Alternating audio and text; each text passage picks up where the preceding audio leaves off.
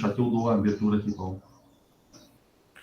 Então, nós estamos começando o nosso encontro do dia 25/11 de 2022, da Disciplina Especiais 2. Hoje nós vamos ter a apresentação do nosso convidado, o professor Paulo Henrique Sartori. Paulo, então, vou deixar para você a apresentação e depois a gente abre a discussão entre os participantes, tá bem? Certo, então. Um bom dia a todos. Agradeço o convite do professor André, do professor Paulo Henrique.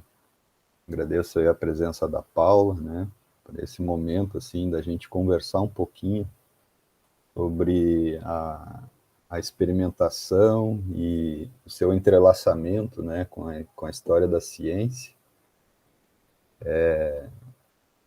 A ideia é trazer aqui alguns elementos, assim, que são, na verdade, incipientes ainda, né? Porque é uma linha que eu estou me familiarizando, estou aos poucos avançando, né? Lendo alguns materiais sobre o tema e já, digamos assim, de forma a materializar algumas propostas, né? Então já tenho uma produção, mas ela ainda é bem inicial ainda, né? E é interessante a gente ter esses momentos para a gente ver outras experiências, né? Interagir com os colegas aí para ter alguns retornos, trocar as ideias, né? Então, quero que vocês se sintam bem à vontade aí a qualquer momento da minha fala, se vocês queiram fazer alguma contribuição, algum comentário, né? Pelo que eu soube também, a Paula tem um trabalho nessa linha aí, ou próximo a ela, então depois ao final vai ser interessante, né, ela compartilhar o trabalho, né, para a gente trocar alguma ideia, né? Então eu vou iniciar aqui a apresentação aqui.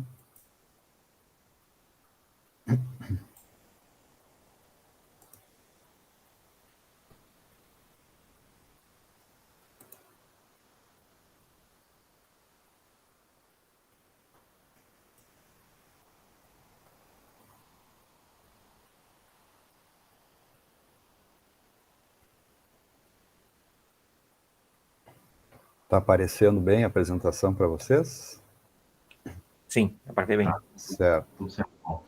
Eu consigo ainda visualizar vocês, tá? Então, qualquer coisa, vocês levantem a mão aí, ou façam um gesto, ou podem interromper a qualquer momento, tá? Então, eu consigo ver a apresentação e visualizar vocês ao mesmo tempo, sem problema, tá? Então, a ideia é a gente fazer essa conversa, né, sobre essa essa entrelaçamento, né, a história e epistemologia da ciência. Um breve comentário, assim, da minha aproximação com a área, né, e com as áreas, na verdade. Inicialmente eu tenho uma aproximação maior com a área da experimentação, isso já há bastante tempo, né, profissionalmente eu já tenho trabalhado com isso há décadas, então foi a linha com que eu me aproximei, que eu gosto de trabalhar, gosto de produzir materiais, né, e tentando fazer sempre uma aproximação com uma forma didática de explorar aspectos das ciências, né? Especialmente na área da física, na área da biofísica, que foi uma matéria que eu trabalhei durante muitos anos, e sempre com essa preocupação, né, de ter ali no conteúdo, na teoria, alguma alguma experimentação e não ter o material para trabalhar aquilo de uma forma mais acessível, né? Que não fosse os típicos equipamentos ou instrumentos de laboratório. Então, sempre pensando nessa forma bem didática, né? De produzir um material experimental, né? E à medida que eu comecei a trabalhar na Unipampa, a gente também, eu, professor André, né, nós compartilhamos a componente de História e Epistemologia da Ciência.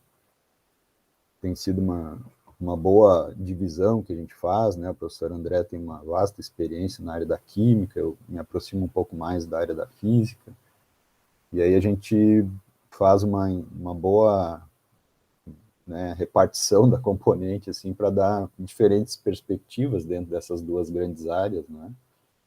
E essas leituras de história e epistemologia são bastante desafiadoras, são bastante profícuas ao mesmo tempo, né? E quando a gente está trabalhando história e epistemologia, a gente também vê, ao longo, né, de todo o percurso da história da ciência, a importância, a relevância que a experimentação assume, né, em todas as áreas da ciência, né? Então, eu comecei a tentar aproximar essas duas abordagens, né?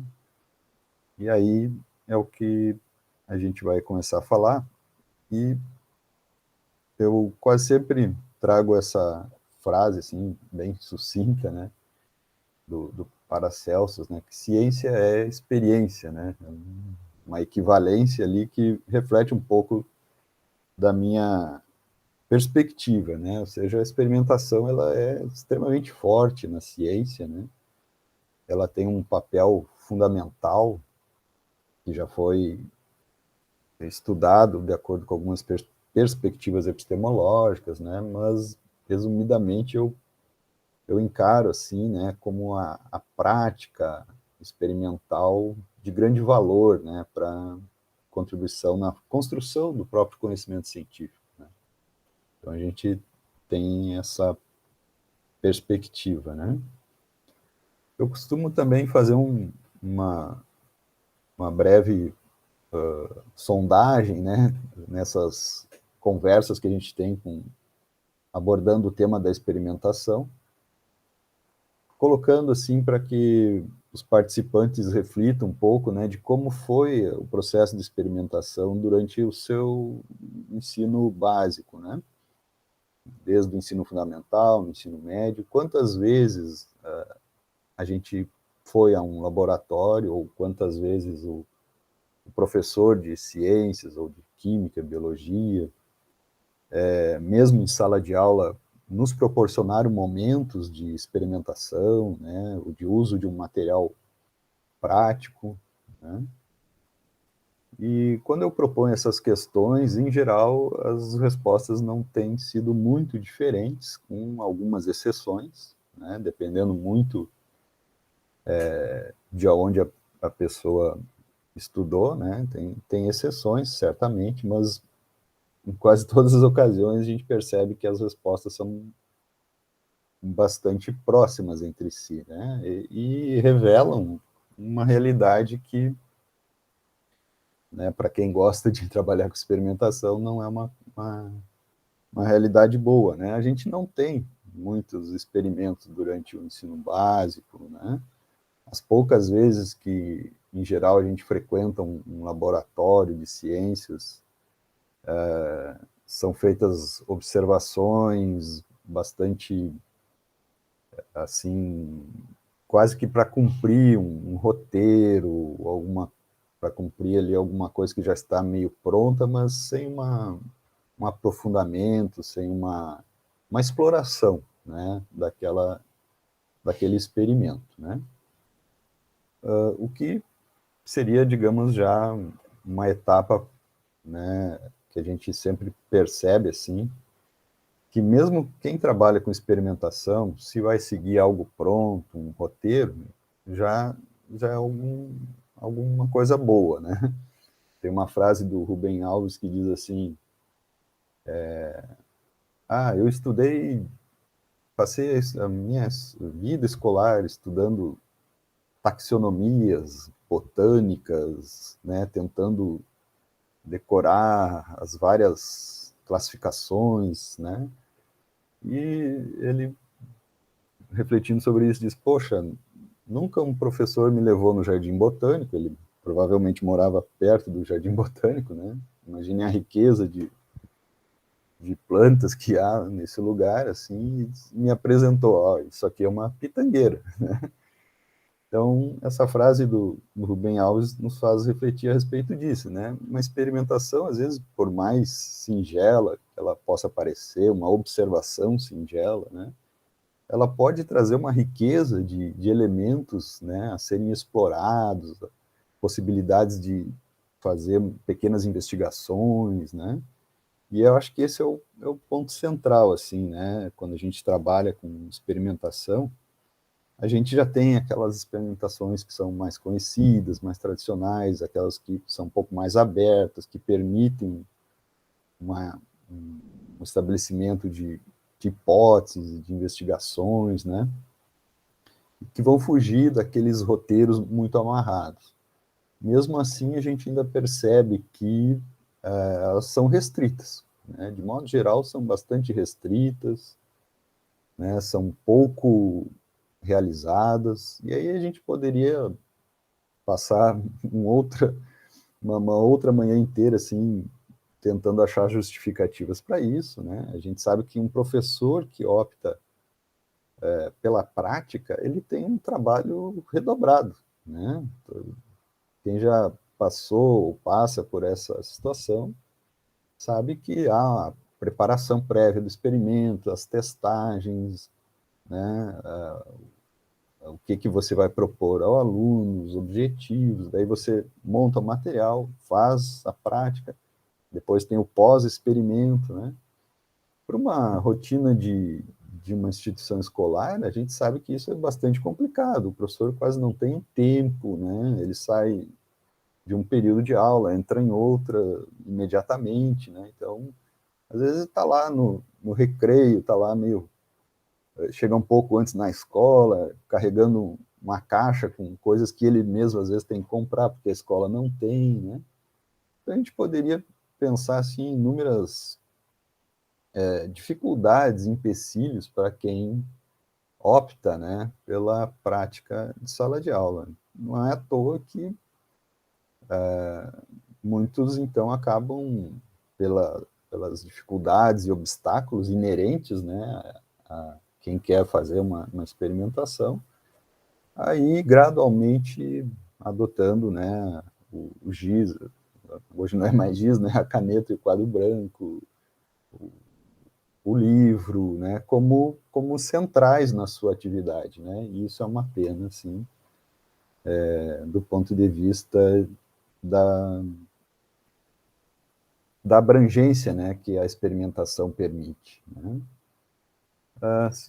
Fazendo uma breve estimativa, assim, né, se a gente pensar num cenário em que a gente tem pelo menos 3 componentes da área das ciências em nível de ensino médio, né?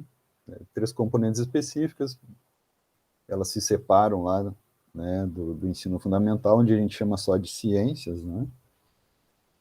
E durante praticamente 9 meses que seriam úteis, né, ou efetivos, assim, do ano letivo, se for razoável a gente considerar que haja uma experimentação por disciplina a cada mês, né? E daí daria para o professor se programar, levar uma vez ao mês, ou para a sala de aula, ou para o seu laboratório, né? Então, no total, a gente poderia ter 81, no final do ensino médio, né? 81 oportunidades de ter tido algum contato com a experimentação, coisa que a gente sabe que infelizmente não acontece, né? Em geral, as respostas àquelas questões anteriormente feitas ali, né? As pessoas tiveram 1, 2, 3, mas nunca chegam a 10, né? Nunca chegam a 8. 8 seriam 10% dessa possibilidade. Então, realmente a gente percebe que na prática, as práticas são um pouco restritas, claro, né? Estou falando aqui de uma realidade que eu acompanhei, né, na minha vida profissional, dando assessoria em escolas, né, fazendo esses levantamentos, mesmo que informais, a gente percebe que não é uma realidade muito frequente, certamente com exceções e bons exemplos, né, de colegas que resistentes e muitas vezes apaixonados mesmo, né, pela experimentação, conseguem fazer excelentes trabalhos, né? Isso a gente sabe que tem e são muito louváveis, né, essas iniciativas, né? Bom, essa realidade que eu estou projetando aqui, essas oportunidades da gente ter tido, né, cerca de 80 experimentos das diferentes áreas, com o novo ensino médio me parece que ainda vai ser mais reduzida, né? O ensino médio está prevendo aí uma diminuição de carga horária, até em algum ano aí nem a componente vai aparecer, então a tendência é que essa expectativa, essa estimativa aqui ainda seja menor, né? O que talvez, por um lado, reforce a ideia, né, de que a gente deve estimular, né, que aconteçam, né, mais experimentações do que atualmente a gente tem, né?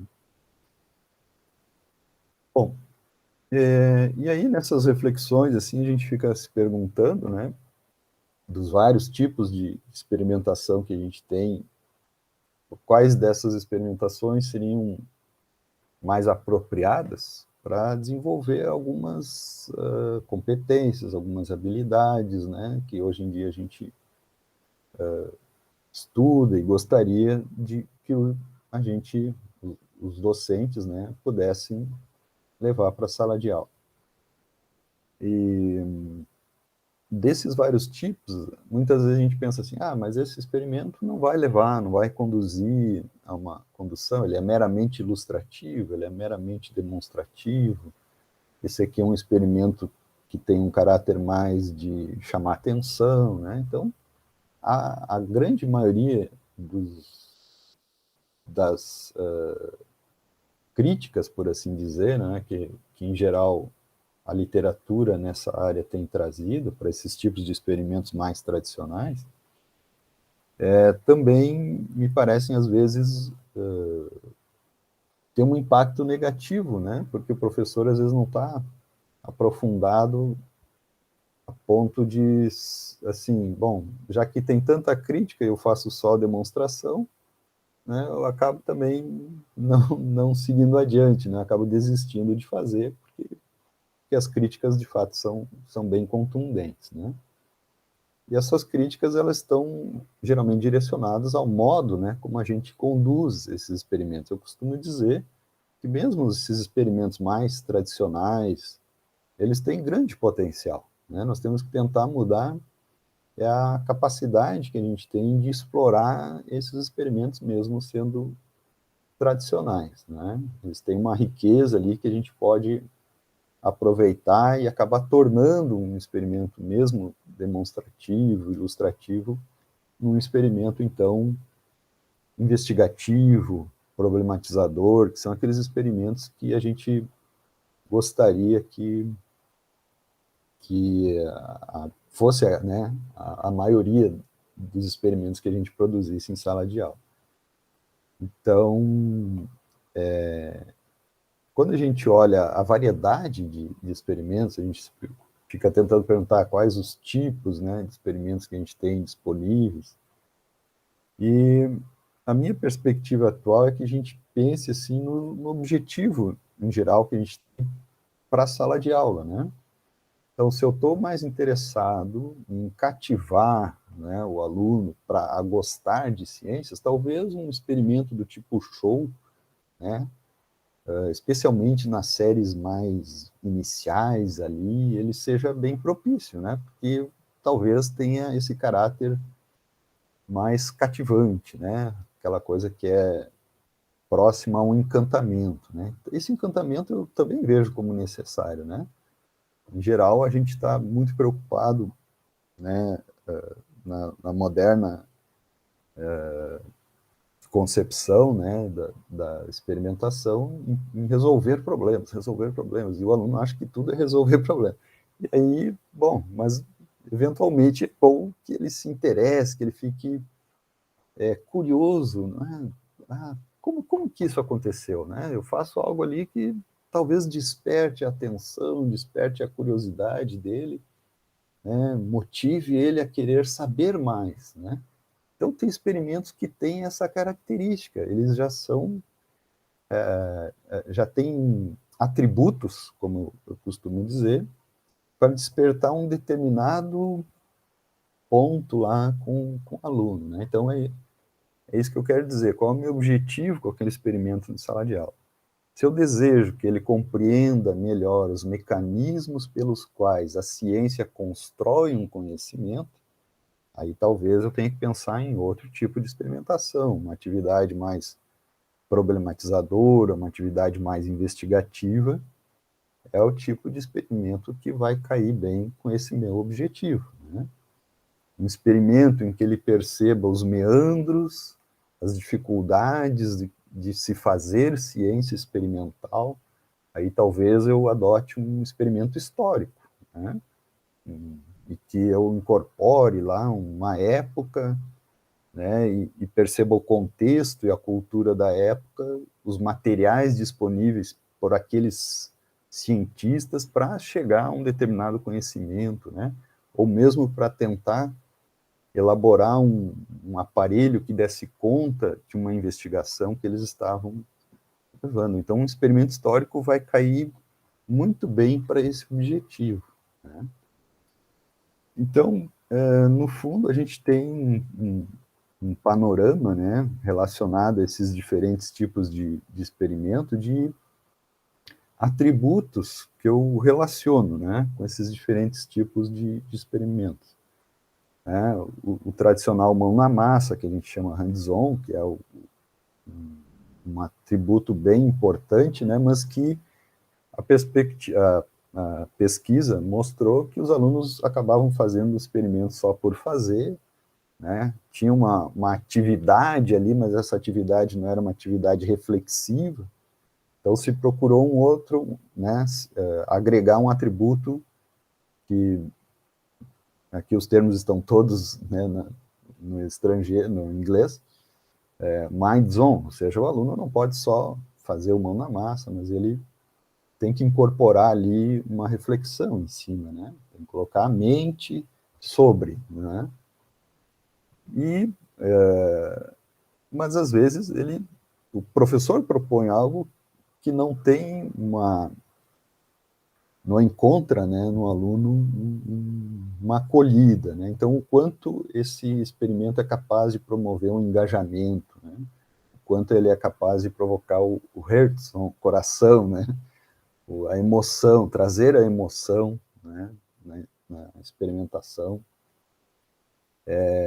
À medida que os experimentos foram saindo de sala de aula para compor, por exemplo, os cenários dos museus, né, os centros de ciências e museus, a interação com o grande público levou a uma percepção até um pouco diferente, né, da experimentação. Né?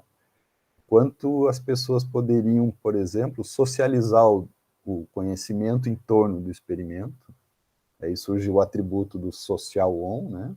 A socialização, a questão de você ter, às vezes, num museu lá, um instrumento que está isolado, que ele por si só não vai falar o que ele fazia, né? Levou também a uma necessidade da inserção dos monitores nos museus, que estavam fazendo ali o papel de socializar o conhecimento, ao mesmo tempo de fazer eventuais explicações do que é aquele aparato, o que é aquele instrumento que está ali tão bonito, tão protegido, mas apenas contemplativo, não é?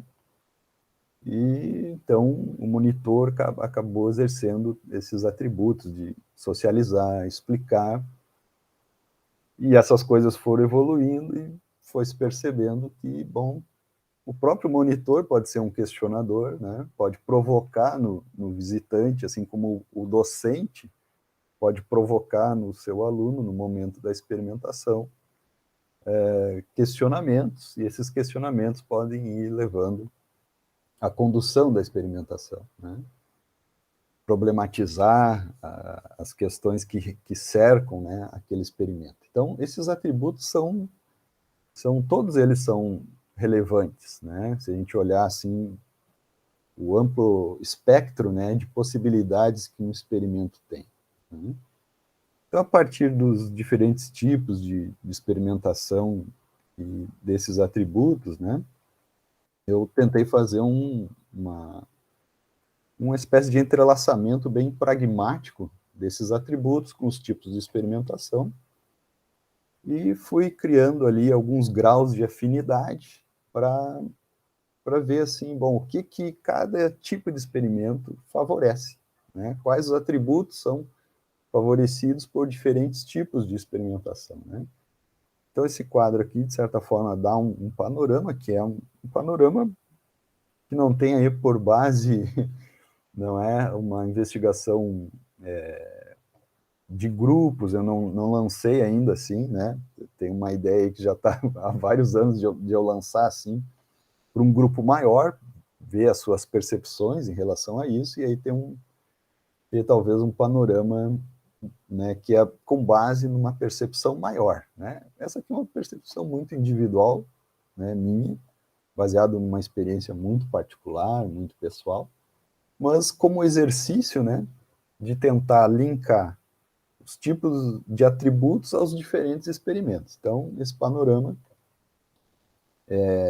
permite que você perceba, por exemplo, ali que um experimento demonstrativo, né, ele vai trabalhar fortemente questões que ali ó, são os verdes, né? Pode trabalhar ó, a questão da socialização, né? E geralmente o demonstrativo a gente explica para a sala de aula inteira, né? Então tem questão forte da explicação. Mas os atributos em que a demonstração tem menos afinidade, por exemplo, poderia ser, ou baixa, é a questão de colocar o aluno fazendo a prática, né? O hands-on. E é baixo porque é o professor que é o ativo, né, na demonstração. O aluno está passivo ali, né? Então, não favorece. É claro que muitas vezes o professor não escapa, se ele quiser ilustrar, demonstrar, né? É melhor que ele faça isso para o grupo do que eventualmente só mostrar lá no PowerPoint, no livro, né? Se ele consegue trazer ali um material concreto e realizar, ainda é mais válido do que ficar só lá no virtual, né? Então, então, aí com esse panorama a gente consegue ver. Eu destaquei, obviamente, o histórico ali, né? E a gente percebe, assim, dentro da minha perspectiva ali, que ele tem bastante atributos positivos, bastante afinidade alta, né? Que são os verdes, com os diferentes atributos que eu acabei de mencionar, né?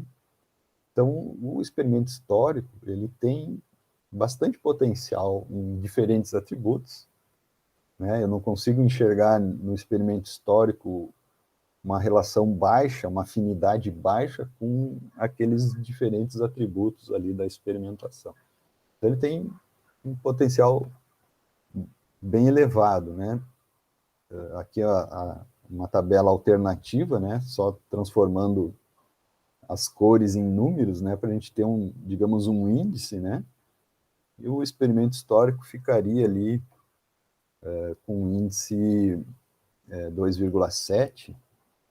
Se a gente pegar assim, um experimento ideal, seria o índice 3, né? Experimento ideal, idealizado, seria um experimento que desse conta, né, de todos os atributos que a gente mencionou. Então, a experimentação histórica, me parece que ela tem, assim, uma potencialidade enorme, né, para desenvolver aqueles diferentes atributos ali, né?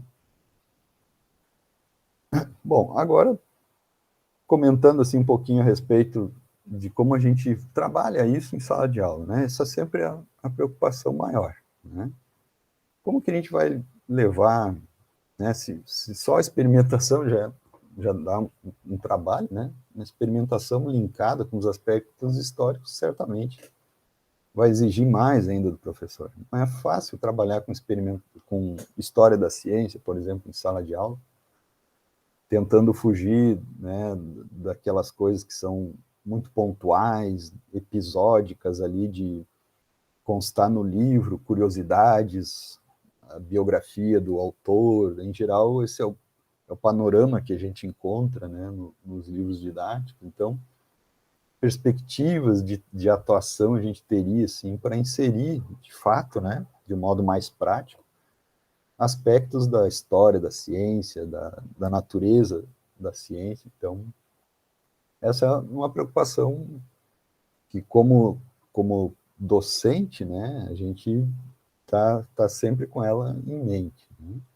Então, como fazer essas aproximações e pensando sempre assim que, por não ser uma tarefa fácil, né, muitas dessas propostas que a gente tem produzido e tem visto dos colegas,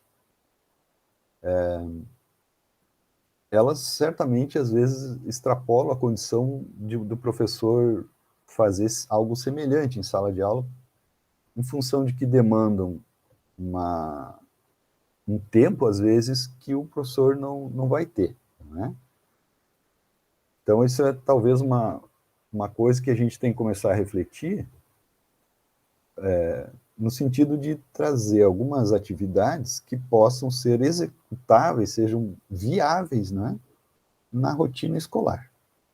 O que não é fácil de fazer também, né? Em geral, essas propostas, elas demandam um tempo de dedicação e de execução que é relativamente longo, né? Como o professor, em geral, é cobrado, né, cobrado, entre aspas, aí, sobre o avanço do conteúdo, ele sempre fica pressionado, né, entre desenvolver uma proposta de um modo mais detalhado, mais específico, né? Aí daqui a pouco alguém cobra ele, mas já faz um mês que tu está nisso aí, né? Então, essa dinâmica escolar é um ponto de preocupação, né? E a reflexão que talvez tenha que ser feita aí é de que, às vezes, né, compensa esse trabalho ali, que dura 2 semanas, um pouco mais do que isso, porque a quantidade de conhecimentos e competências que esse processo gerou é enorme, né? Às vezes a gente nem se dá conta. Às vezes esse trabalho tem um impacto, né, no aluno, assim, que a gente não consegue perceber. Então, é altamente relevante esse tipo de proposta, né? Mas é preciso aqui, né, a gente fazer sempre esse contrapontos, né? Que a gente sabe que nas escolas isso não é tão simples de se fazer, né? Bom, para os objetivos e a importância de inserir aspectos da história da ciência em sala de aula já estão aí, de certa forma, bem pautados, né, pela pesquisa atual dentro da área, né? É sabido ali que permite desenvolvimento de inúmeras competências argumentativas, uma compreensão talvez mais adequada dos conceitos, especialmente quando a gente percebe que aquela concepção prévia que o aluno tem de um determinado fenômeno, ela foi, às vezes, uma concepção prévia que o próprio cientista teve, né, daquele conceito, e que demorou, às vezes, séculos para evoluir, né? Então, o aluno é natural que ele vai ter, assim como nós também, né, temos e tivemos muitas concepções que são difíceis da gente evoluir conceitualmente, né? Então, isso talvez ajude o professor a pensar que não é uma tarefa simples, né, de trabalhar em cima daquela concepção alternativa, concepção prévia que o aluno tem, e que talvez aspectos da história da ciência ajudem ele a perceber isso, né? Provocar questionamentos, explorar aspectos sobre a natureza da ciência e do fazer científico, né? E quando associada à experimentação, né, Aí a gente tem, além do que inicialmente a gente poderia pensar assim, do nível motivacional, além do aluno se tornar um pouco mais ativo, ao invés de ficar ali só passivamente estudando, né, enfim, só pegando uma perspectiva mais tradicional, ouvindo o professor, mas ele começa a interagir, né? A gente provoca ele a interagir até com seus próprios colegas, a trocar ideias, né? E nessa troca de ideias, o professor ali presente começa a perceber quais das concepções que os alunos têm que estão compatíveis ou não com aquilo que o professor deseja que eles tenham, né, daquele assunto. Permite a compreensão da ciência, né, isso nessa frase assim parece uma coisa um pouco óbvia assim, como uma atividade humana historicamente construída, imersa num contexto cultural de cada época e de cada povo, né? Mas não é uma coisa tão óbvia quanto a gente imagina, né, de se refletir sobre isso. É uma construção histórica que depende de inúmeros agentes, inúmeros personagens, né? E que a edificação daqueles conhecimentos não é um trabalho como se costuma a pensar de gênios, né, que tiveram algum insight assim mágico, né, e que permitiu eles a solucionar alguma questão, né? Em geral, a historiografia da ciência tem nos mostrado um trabalho extremamente árduo e torto, né? Coisa que geralmente nos livros não se traz, não se revela, né? Quais foram os percalços, quais foram as dificuldades, as diferentes interpretações que se tinha daqueles fenômenos. Em geral, o livro conta a história, né, linear boa que houve ali para se chegar a tal conceito, né? Mas quando a gente vai ver a historiografia, não foi bem assim, né? Então, só o fato da gente começar bom, como é que foi esse processo? Né? A historiografia vai nos trazer como foi esse processo, e a gente vai perceber, né, que um cientista é um ser humano que tenta explicar o mundo. E nessas tentativas de explicar o mundo, ele passa por diversas dificuldades conceituais, materiais, externas, né, na sua atividade. Né? Então, essa construção humana, essa atividade humana que é a ciência, ela também é cultural, ela também é histórica. Né? Então, essas são bons argumentos, né, para a gente pensar da importância de se trazer elementos da história da ciência para a sala de aula. Né? Começar a perceber que, como um construto sócio-histórico, humano, ele é uma forma também de cultura. Né? A ciência é uma expressão também cultural de uma determinada época, de um determinado local, né? E que vai evoluindo, né, dentro, né, dessa comunidade científica ali, dentro dos diversos embates das ideias que vai surgindo nas comunidades científicas. Né? É um conhecimento, portanto, parcial, falível, né? Sujeito à evolução. Né?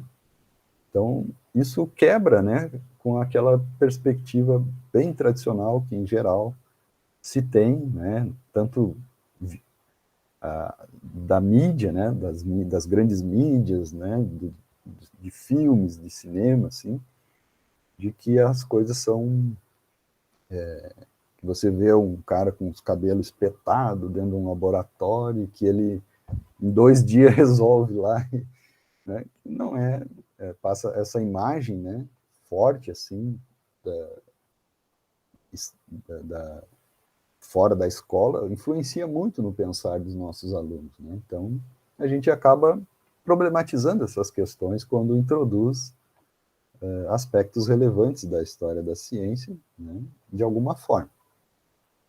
E, bom, que formas seriam essas, né? pensando agora já em termos mais pragmáticos, né? Então, a gente tem aí algumas possibilidades. Em geral, não é fácil da gente encontrar propostas elaboradas de tal forma que a gente possa reproduzir ali com alguma razoabilidade dentro da sala de aula, mas isso tem crescido nos últimos anos, né? A gente tem visto um grande interesse de diferentes pesquisadores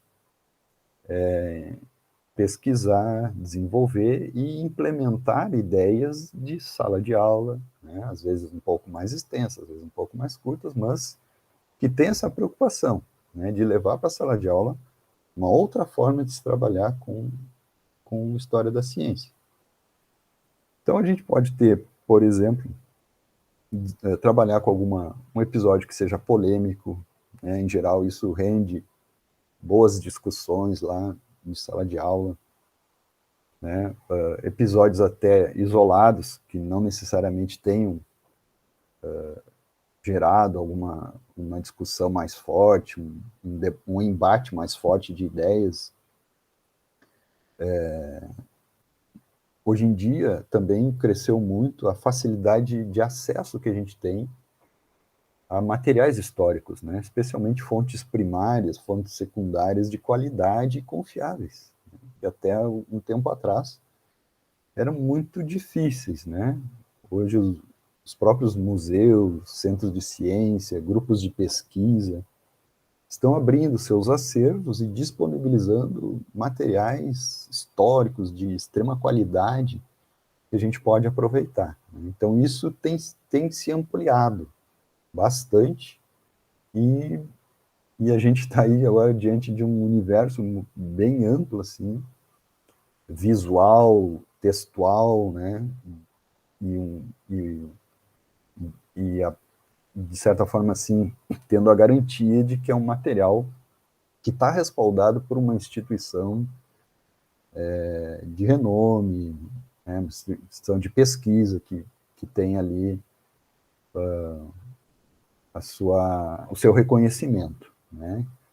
Então, temos muito mais acesso hoje em dia a diferentes materiais e que estão, inclusive, passando por revisões, né? Os historiadores se debruçam, às vezes, porque encontram um novo documento, encontram um novo material.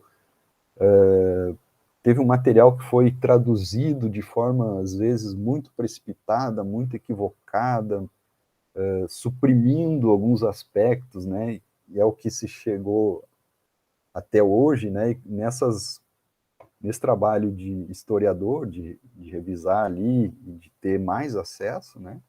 A gente tem visto que aquilo que muitas vezes até nós aprendemos não foi bem daquele jeito, né? Então, estão trazendo novos elementos que são muito interessantes e importantes, né, da gente abordar dentro dessa perspectiva aqui, né? Bom, e quando a gente tenta falar dos experimentos históricos, alguns autores já conseguem visualizar ali duas diferentes abordagens, né, assim, de partida, né?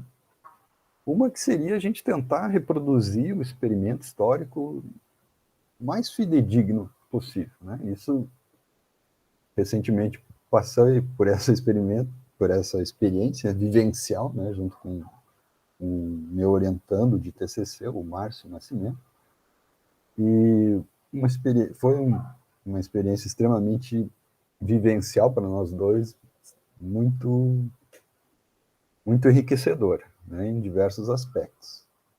Mas a gente, de fato, não vai conseguir, com o rigor, né, que se pensa assim, eu vou reproduzir aquele aparato histórico ali, baseado no documento original, tentando pegar peças originais da época, né? Isso é um trabalho que a gente pena, a gente pesquisa, às vezes a gente não encontra informação, dá realmente bastante trabalho, né? Isso é um pouco inviável, assim, embora tenha alguns institutos, alguns trabalhos que tenham tentado fazer isso, né, com um bom grau de aproximação, assim, né? E depois a gente vai comentar que isso tem boas qualidades, né, ao se tentar fazer isso, né, nem que não se consiga fazer tal qual, mas neste processo de construção surgem coisas extremamente relevantes ali do próprio conhecimento científico e do processo que se deu. Tá? E a outra forma que geralmente a gente encontra em maior quantidade na literatura e que geralmente é mais fácil, né, da gente fazer, é não tentar reproduzir o experimento tal qual ele fez, mas o experimento ou o seu aparato, né, os seus aparatos, mas produzir algum trabalho que tenha, por princípio, né, os mesmos fundamentos daquele experimento histórico. Então, eu não estou fazendo uma réplica, mas estou simulando, né, de uma forma concreta, aquele experimento que ocorreu, demonstrando seus princípios, né, seu funcionamento, etc. Então, são essas duas formas de abordagem que geralmente a gente tem assim de partida. Né? Bom, aqui eu já comentei, né, que na questão de se escolher um episódio histórico, né, é muito importante a gente ter o cuidado de selecionar fontes primárias ou secundárias que sejam confiáveis. O exemplo que eu trago, assim, bem particular, é justamente nesse trabalho que a gente fez de TCC, em que a gente pegou dois cientistas, o Faraday e o Tesla, e o Tesla é impressionante, ele foi capturado por um grupo enorme, assim, de pessoas, né, com um viés, assim, não científico, né? Então, todos os textos dele, as patentes que ele tem registrado, elas são passíveis, assim, de uma extrapolação não científica extremamente prejudicial. Então, toda vez que a gente tentava chegar num trabalho do Tesla que não fossem fontes do próprio autor ou as patentes originais que estão lá registradas, eram materiais contaminadíssimos de atravessamentos não científicos que acabam, que obviamente não são documentos confiáveis, né? Ele foi, talvez, assim, pensando, um dos cientistas que mais foi capturado para ideias não científicas, né, que estão aí muitas vezes sendo divulgadas na mídia e que usam daí o cientista como respaldo. Essa é o problema, né? A gente até pode pensar em pegar esses materiais para fazer uma desconstrução né, daquilo ali, que também é uma atividade didática bem interessante, né? Então tem que tomar muito cuidado, apesar de ter aumentado muito, essa contaminação assim do material às vezes, e daí isso reforça ainda mais a importância da gente ter fontes bastante confiáveis, né, com respaldo de pesquisadores, de instituições.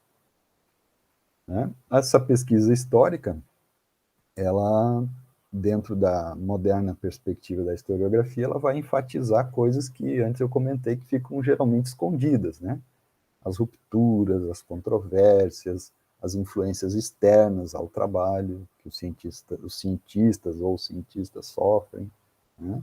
Então, é bem interessante porque a gente abre outras perspectivas do fazer científico, né? Não é um saber, não é um fazer isolado, não é um fazer desprovido de influências, né? A suposta neutralidade do fazer científico também a gente acaba, né, desconstruindo esses ideais, né? Então, trabalhando na prática ali, né? algumas formas de utilizar essa abordagem que tem aqui a denominação de histórico-investigativa, né? Tem, de forma bem sucinta, né, a questão das narrativas históricas com experimentação, em que os alunos vão ter a possibilidade de fazer hipóteses, levantar hipóteses sobre o que poderia acontecer, né? Então, você pega uma narrativa que prevê ou tem lá na sua origem uma experimentação e vai poder trabalhar esses mesmos aspectos lá com um aluno, né? E hoje em dia, o acesso ao trabalho original, a gente, em geral, encontra com mais facilidade. Narrativa sobre a história da ciência, né? Que o professor orienta os alunos para ter um olhar crítico, né, daquele processo, para que eles discutam, interajam sobre aquele episódio que está sendo ali apresentado. Uma outra forma é buscar os diários e manuscritos, registros originais, né, dos próprios cientistas que trabalharam naquelas ideias, né? Ou seja, o uso de fontes primárias e confiáveis, que a gente já comentou aqui.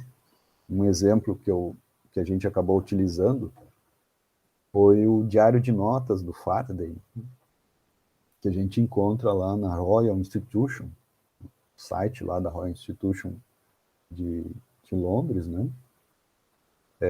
Disponibilizado o texto, né, original do diário, o notebook lá do Faraday.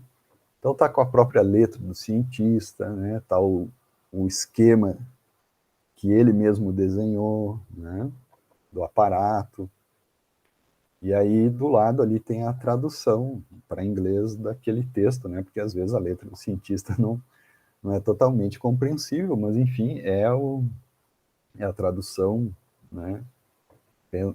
Assume-se que ipsis literi daquele texto do cientista. Então você tem ali as expressões originais que o cientista usou, as unidades de medida que ele usou na época, né? Então, para construir esse aparato, por exemplo, tudo era medido, ele dava um relato bem detalhado de como ele construiu o aparato. Né? Eu utilizei um metal de ferro, né, na forma circular, ele dá o diâmetro, ele dá a espessura, tudo em polegadas, e aí a gente foi trabalhando transformação de polegadas para centímetros, mas a gente percebe a construção textual dele, a narrativa dele, e a forma como ele ia descrevendo a construção do seu aparato, né? Isso facilitou, por exemplo, que a gente pudesse construir uma réplica desse material, o que nem sempre acontece, né? Nem todo cientista fazia um diário e detalhava tão bem assim seu trabalho, né? Mas a ideia aqui é trazer um exemplo, né, de que hoje em dia a gente tem, inclusive, ali a folha, a cópia, né, do original do Faraday para trabalhar, né? Aqui o exemplo da patente também, um registro no Instituto de Patentes dos Estados Unidos, a gente consegue buscar lá que o próprio Tesla, na época lá, registrou, né, como que era feito o registro de patentes. Aqui eu estou mostrando um modelo de bobina, né, que genericamente hoje a gente chama só de bobina de Tesla, ele tinha vários modelos, esse é um dos modelos. E a nossa ideia era fazer uma reconstrução desse modelo aqui, e que nós acabamos depois abandonando por inúmeras dificuldades técnicas assim que a gente acabou encontrando, né? E porque mesmo na patente ele não revela detalhes de algumas das peças, de algumas formas, de como aquela parte da cúpula, a parte da base, ele, em geral vai dando explicações, mas as explicações às vezes são meio genéricas, né? E aí a gente acaba entrando num processo que a pesquisa para elucidar o detalhamento dessas partes que ficaram não tão claras, né, para a construção do aparato, da réplica, no caso do aparato, vai demandar tempo. E uma outra coisa que a gente se deparou é a questão do custo, né? Quando a gente ia procurar algum artigo que pudesse ajudar na elucidação, o artigo estava lá em euros, custava uma pequena fortuna, né? Então a gente não teve esse alcance, né? E aí, claro, a gente acabou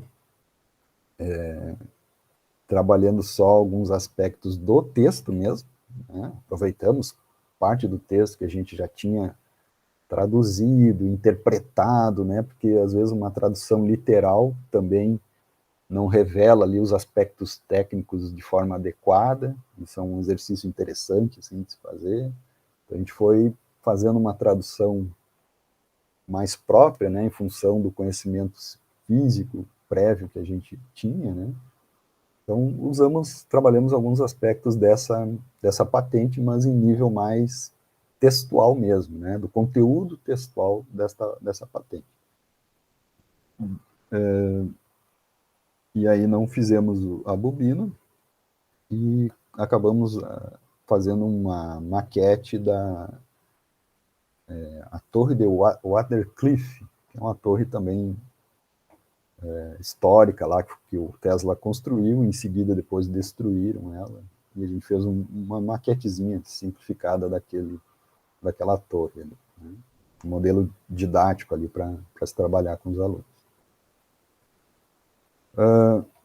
Voltando aqui, né, a gente está comentando algumas formas de utilização dessa abordagem histórica investigativa, né, então os manuais, registros, né, documentais. E aqui, uma outra possibilidade é a de fazer réplicas, literalmente, né, dos instrumentos e aparatos históricos, e esse é um trabalho que a gente tentou fazer, depois eu vou mostrar um maior detalhamento ali para vocês, né, e também, né, especialmente na época ali da pandemia, a gente viu que como os museus e centros de ciências ficaram fechados, eles mesmos começaram a criar, né, tours virtuais, né? Então a gente faz um tour virtual hoje em dia por museus de ciências de praticamente todo mundo, né?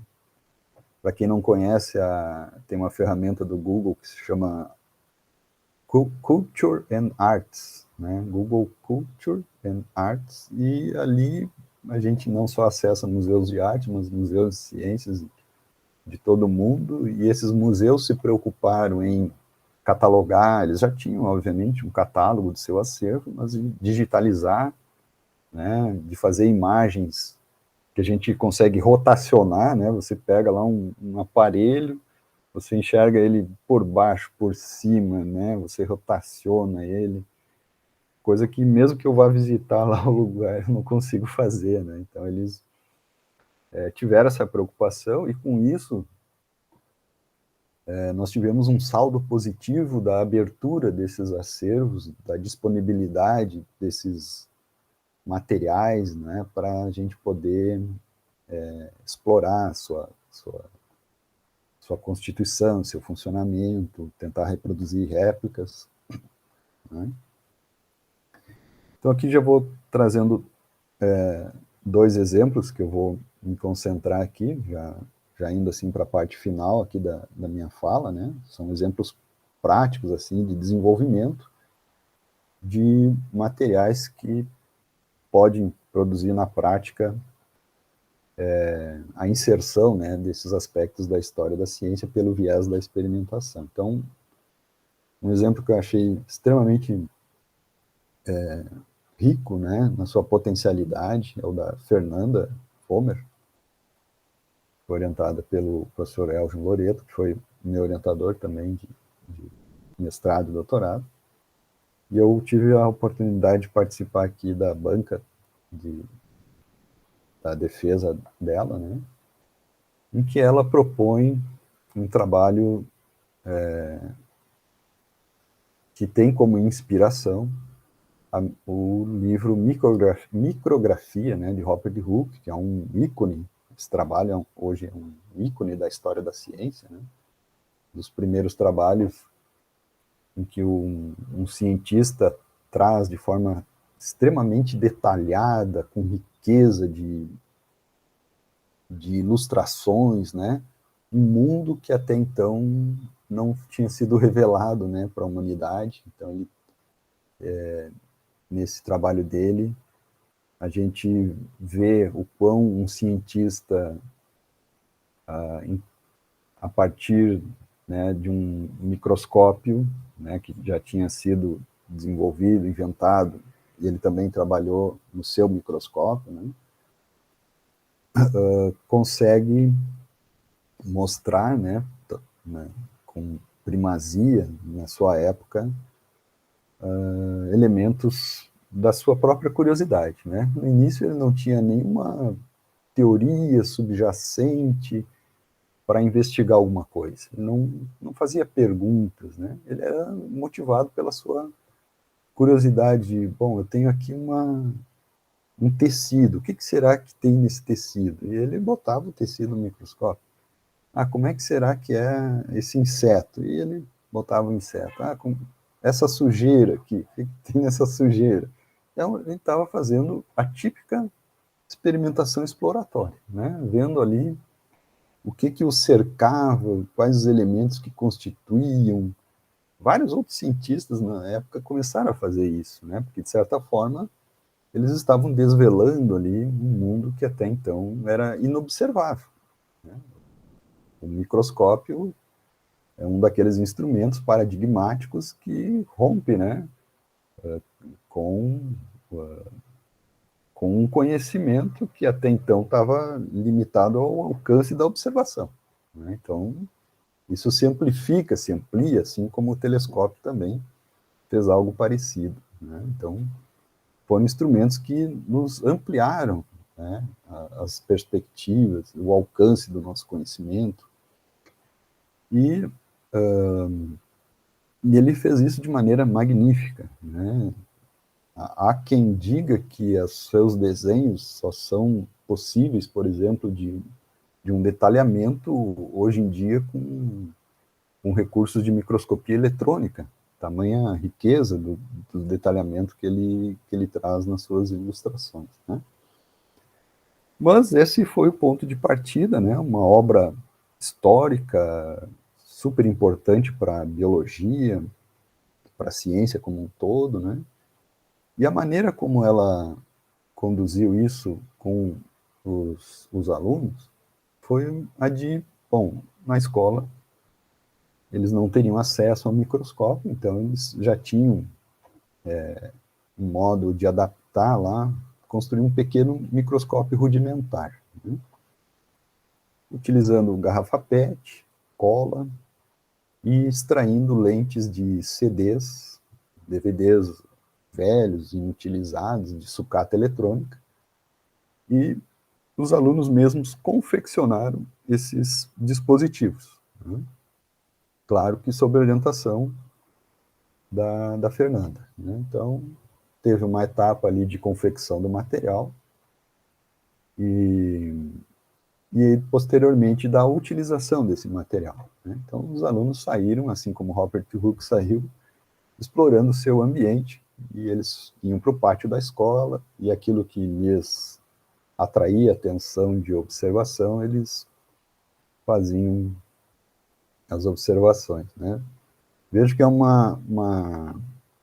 um aparato que, apesar da simplicidade, depois como a gente vai ver nas imagens, ele revela uma ampliação extremamente boa, assim, para observações microscópicas, né? Permite, inclusive, né, me chamou a atenção a criatividade de você, por exemplo, pegar ali na imagem da esquerda, na parte de baixo ali, a letra B, né? Você tem ali um fragmento onde uma cápsula, né, onde se guarda o remédio, você tirou o remédio e fica aquela proteçãozinha ali que antes estava sendo ocupada pelo remédio, e se usa aquilo ali como um pocinho de água, né? Eu posso, então, coletar uma amostra de água de um açude, de uma poça, colocar ali, né? E à medida que eu vou rosqueando, né, a tampa do microscópio, eu vou dando o foco, né, para poder observar o que tem ali. Então, um experimento, um instrumento simples, mas muito criativo e que se tornou útil, né, para se fazer as observações. Então, que tem algumas imagens, né, desse né, obtidas com o uso desses microscópios, as observações que eles foram fazendo de grãos de areia, asa de borboleta, célula de uma planta. Eles ficaram curiosos para saber o que tinha no refrigerante, né? Daí tá ali os seus registros, né? E tá também algumas imagens deles já fazendo, então, aquilo que o cientista fez, né? De fazer o registro disso, né? Tentar... Não havia fotografia, né?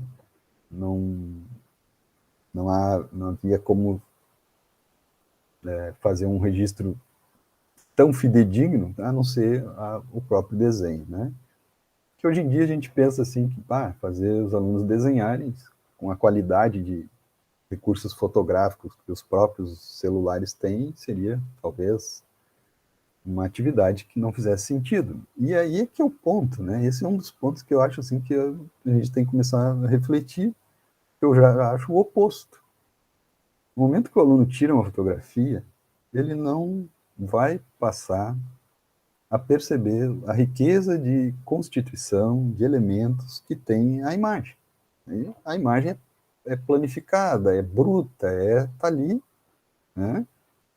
Quando ele tem que desenhar, ele vai fazendo o contorno, ele vai vendo a forma, ele vai vendo que dentro daquela estrutura tinha uma subestrutura que se projeta, que tem uma textura diferente da estrutura na qual ele está preso, né? Tem uma parte que se destaca ali com uma outra coloração. Então, é no processo de desenhar, né, de registrar, que ele acaba percebendo toda a riqueza de detalhes que aquela imagem visual tem. Então, é um registro atento, é um registro muito cuidadoso do que ele está observando. Não é uma observação pura e simples, mas uma observação atenta, né? E procurando, né, fazer um melhor detalhamento. Em geral, os alunos se preocupam, né, quando a gente dá esse tipo de atividade, assim, professor, eu não sei desenhar, eu não sei desenhar. E aí, ok, né, tem muita gente que não sabe desenhar, mas que nesse exercício vai dar ali o seu melhor, digamos assim, vai tentar fazer, né, ele tem que passar pelo processo. E ao mesmo tempo que a gente encontra, né, olha só, né, o desenho ali dos soros de uma pteridófita, vistos ao microscópio, e o desenho do aluno do lado. Quer dizer, se o professor me desse isso ali para desenhar, né, eu ficaria pensando assim, mas o que eu vou desenhar desse emaranhado? O aluno teve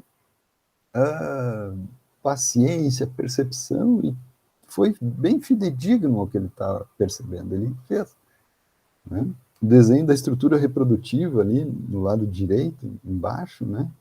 Muito, muito semelhante à imagem ali, com a riqueza que a imagem tinha. Ele tentou reproduzir essa riqueza no seu desenho, e o desenho ficou extremamente fidedigno, né? Então, é uma coisa que às vezes a gente nem sabe, né, que o aluno tem essa capacidade, né, de expressão, né, gráfica e tal, e está ali, está revelando uma capacidade expressiva extremamente alta, né, muito acima do que a gente esperaria para a média, né, dos nossos alunos, né? E às vezes da gente mesmo, né, às vezes como professor de ciência, a gente também não tem essa capacidade, né? E aí a gente tem essas revelações. Né? Não estou dizendo que isso seja o objetivo central, né? Porque como eu enfatizei, assim, a ideia é fazer com que eles passem pelo processo, né? Uma das consequências é que a gente acaba percebendo, né, que tem pessoas com essas potencialidades ali. E só para verificar que o produto final do trabalho deles, né, eles fizeram, então, um livreto, né, procurando seguir lá o modelo do Robert Hooke, a micrografia do Robert Hooke, que inclusive está disponível na íntegra na internet hoje, o trabalho dele original lá, com todas as suas pranchas, seus trabalhos, ilustrando suas observações, né? E nesse livro ele faz uma das páginas iniciais, ele faz uma carta ao rei da época, né, dizendo, estou apresentando aqui fruto de um trabalho tal, né? Então ele usa uma linguagem própria da época, e esses alunos lá, nós são alunos do interior de uma escola rural lá de Cachoeira do Sul, né? Daí a professora procurou a professora de português, quem sabe a gente faz um trabalho em conjunto, eu quero que eles escrevam uma carta, né? Como se eles tivessem um rei e tal, como que eles elaborariam essa carta. Então já extrapola ali só do caráter da ciência, mas já vai para a questão de elaboração de textos, né, de como se procede com a estrutura da linguagem, da construção apropriada das frases, né. Então, foi um trabalho que já envolveu ali uma área, né, fora, uma área extra-científica, assim, uma área importante, né, que é a linguagem, e perceber qual é a linguagem da ciência também, né, que se tinha na época, o quão diferente essa linguagem da ciência é da linguagem que a gente usa hoje, né, sem fazer essas conexões, né, esses alunos não perceberiam isso. Né, e a gente, às vezes, não precisa fazer lá, né, como eu disse, às vezes essas coisas surgiram pelo próprio trabalho, pelo próprio processo. Né? Eles estão passando por esse processo. Né?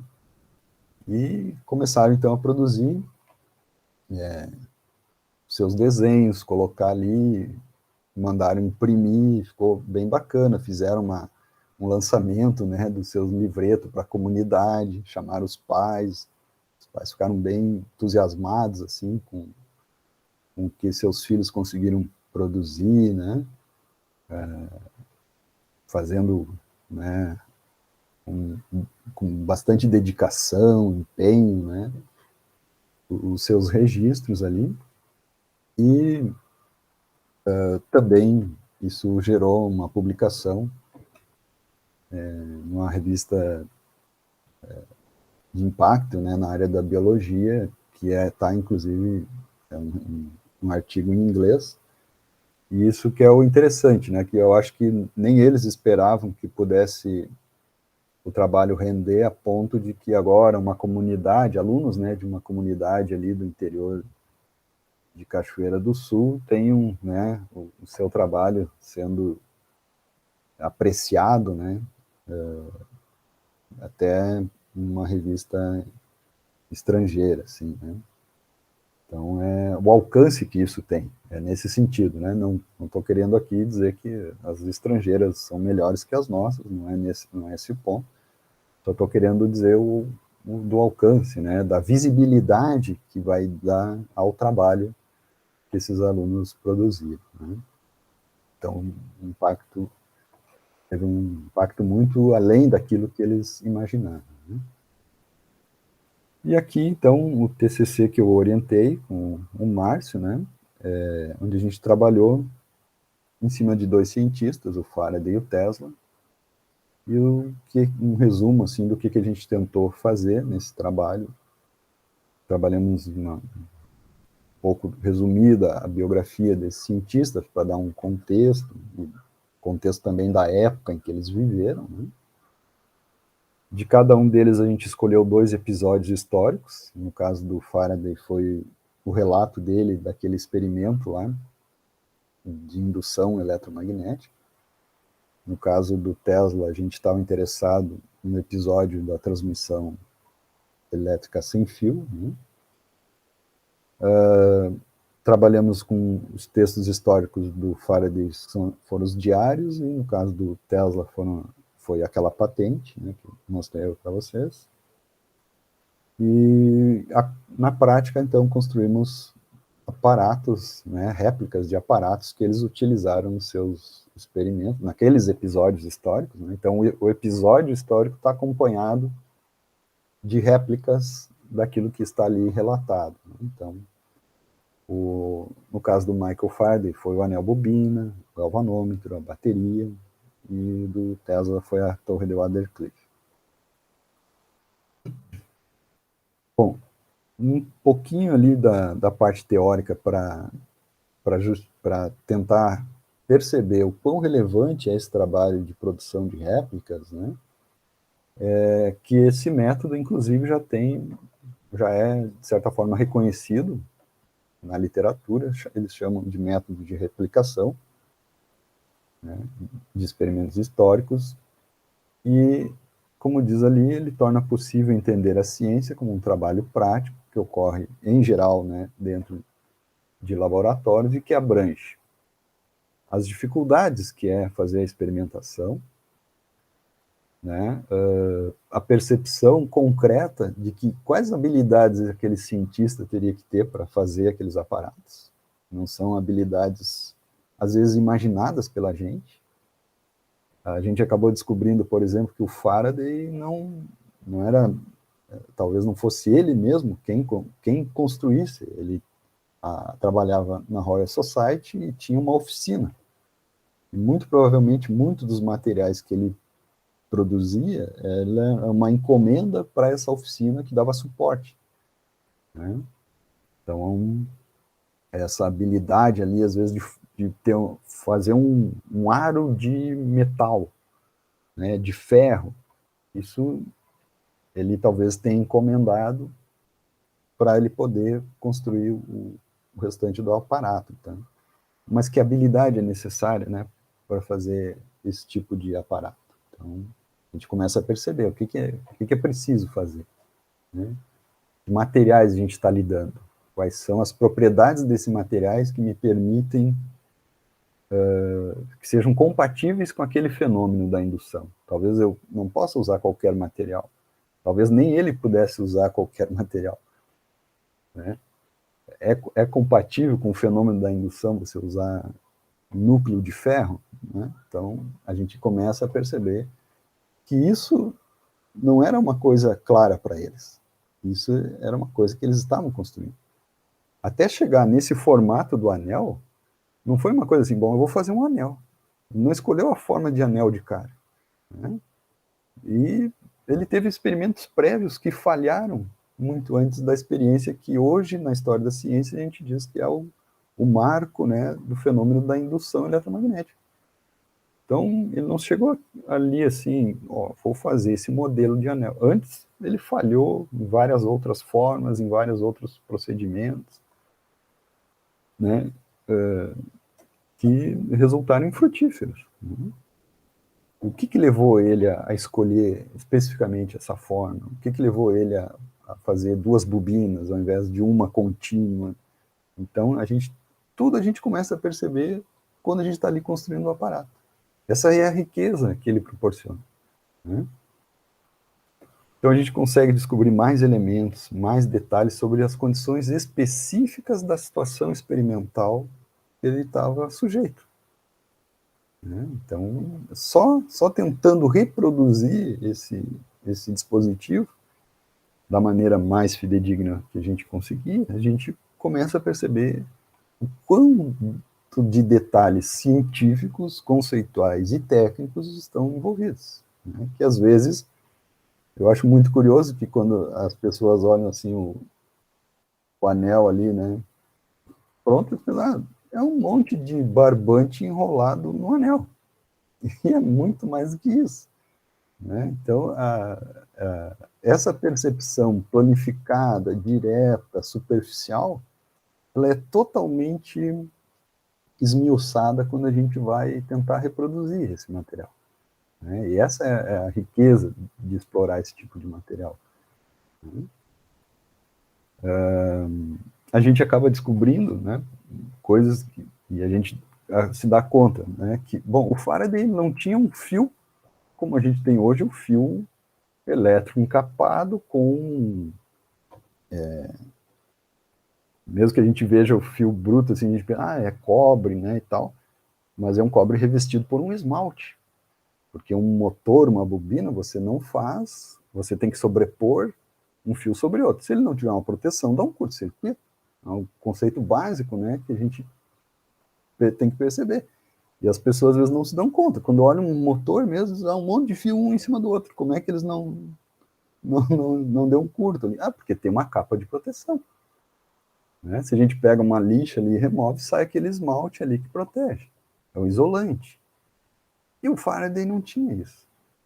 E aí o que ele tinha que fazer? Ele tinha que enrolar o seu fio, e ele usou vários metros de fio para fazer a sua bobina, enrolar num tecido e fazer os enrolamentos, para que um fio não encostasse sobre o outro. Porque uma bobina nada mais é do que uma sobreposição de fios. Né? Mas ele não tinha um fio esmaltado. Então, essa percepção, ela parece simples, mas ela envolve, né, uma compreensão da ciência que visualmente nos escapa, quando a gente olha o aparato pronto. Né? Então, é esse detalhamento, essa riqueza assim, que a gente acaba percebendo e que se materializa quando a gente faz. As etapas do processo, né? Os resultados que ele tinha, se eram significativos para aquilo que ele estava querendo investigar ou não, né? Se fazia ele abandonar a ideia prévia que ele tinha da investigação que ele estava traçando. Né? Esse método da replicação, por exemplo, a gente encontra já ali a gente encontrou durante o nosso trabalho, né? Sendo produzido lá numa universidade da Alemanha, Universidade de Oldenburg, né? E eu vou destacar ali uma frase que eles dizem ali, ó, que uma replicação, a reprodução de uma réplica e a posterior implementação dos experimentos requerem um exame extraordinariamente intensivo da materialidade da pesquisa científica. Né? E esse é um ponto que nós também compartilhamos com essa ideia, né? O quanto a gente teve que se incorporar, né, no fazer científico daquela época, com aqueles materiais e os conceitos que estavam ali transitando. Né? E nem sempre a gente tem isso muito claro. Hoje, quando a gente estuda a indução e tal, as coisas já estão ali mastigadas, já estão, né, até com uma explicação científica diferente do que ele estava ali buscando. Né? Já está numa forma didática, mais compreensível. Mas esse processo de construção desse conhecimento, ele foi árduo, longo, difícil. Né? Para se ter uma ideia, a própria Royal Institution hoje, quando tentou replicar esse anel, eles demoraram 10 dias úteis para fazer, com todo o recurso que se tem hoje. Né? Quando a gente olha o diário de nota do Faraday, a gente parece assim, ó, que no dia 29 de agosto de 1831, que é a data do seu diário, ele descreve todo o aparato, né, e pronto, ele fez, né, tudo isso basicamente em um dia ou poucos dias. Mas certamente ele se levou um tempo bastante longo para fazer esse material, né, já que hoje uma instituição, né, com todas as condições técnicas que a gente pensa que são possíveis de se ter na Royal Institution, leva-se 10 dias para fazer isso, então é um trabalho bem árduo, né? E o Márcio conseguiu fazer isso também em relativamente pouco tempo, mas nós demoramos até achar um material compatível, né? Nós não sabíamos como resolver o problema do anel. Nós tivemos várias outras ideias, mas ele saiu pela cidade de Caçapava, né? Percorrendo sucatas, ferro velho, né? E ele se deparou lá com uma mola lá de munho, né? E pá, cortaram aquela mola, e isso foi uma ideia que ele teve, assim, ele pensou, eu não vou achar um anel, né? Mas ele pensou, vou pegar uma parte de uma mola e vou emendar e vai virar um anel, né? Então, aquela torção da mola, ele deu um jeito e o jeito que ele deu foi bastante peculiar, né? Ele relata aqui no, no trabalho dele que estavam lá fazendo um churrasco, né? Jogaram lá esse metal lá dentro da churrasqueira, né? Esperaram virar uma brasa naquele lá e martelaram até alinhar, né? Então, não sei se foi assim que o Faraday fez, né? Mas ele teve o seu próprio processo de confecção desse anel, né? E isso levou ele a um empreendimento, né? De tentar resolver o problema, né? Então ele foi buscando alternativas e foi buscando, mesmo quando achava algo próximo, ele tinha que solucionar uma outra etapa da construção, né? Então a riqueza que isso leva, né, de enfrentamentos de pequenos problemas que vão surgindo durante a construção do material, né?